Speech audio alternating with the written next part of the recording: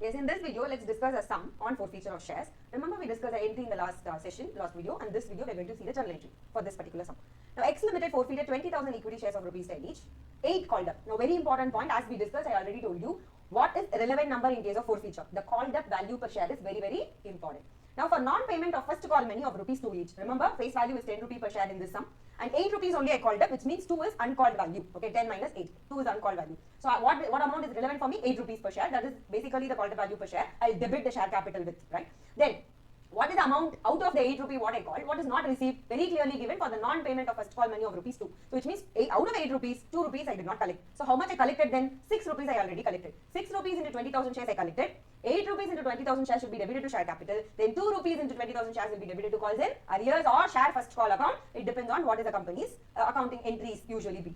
Now look at the question. They say application money 2 rupee per share, allotment money 4 rupee per share have already been received by the company. We've already calculated the 6 rupees, 8 minus 2, right? So give the journal entry for forfeiture, and they want you to assume all the money due is transferred to calls in arrears account, which means the amount due from the shareholder is no longer there in the share first call account. It has been transferred to calls in arrears account. In this case, what is the journal entry? We pass.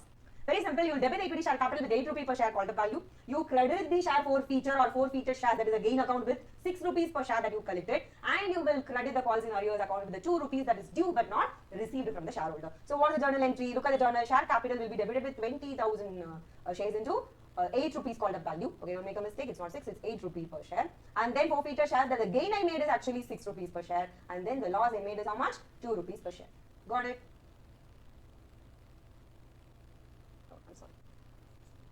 I'm sorry, I'm wrong the numbers.